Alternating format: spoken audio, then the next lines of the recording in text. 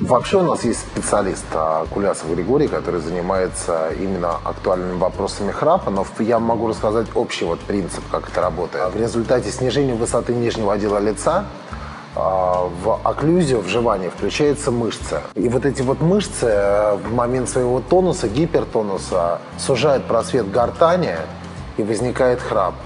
Поэтому если отматывать это обратно, то будет логично сделать какую-нибудь размыкающую капу, любую миорелаксирующую шину, которая будет размыкать окклюзию, то есть будет размыкать смыкание.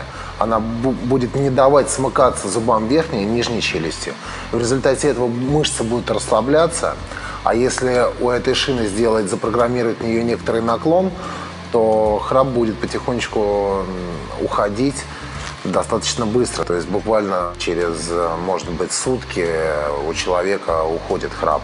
Главное разобрать этиологию храпа. Если это вызвано в результате стоматологии, то тогда мы можем помочь. Если это комплексный подход, тогда мы общаемся с сомнологами. Это специальные специалисты, которые занимаются лечением храпа.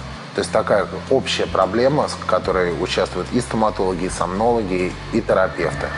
Здесь еще очень важно давление, лишний вес, такие параметры смотреть. Причина возникновения храпа.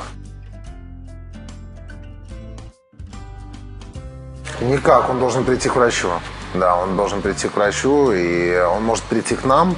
Мы можем направить его сделать некоторые исследования в специальном институте, который занимается решением этих проблем. Они нам дадут некоторые данные, и тогда мы сможем понять.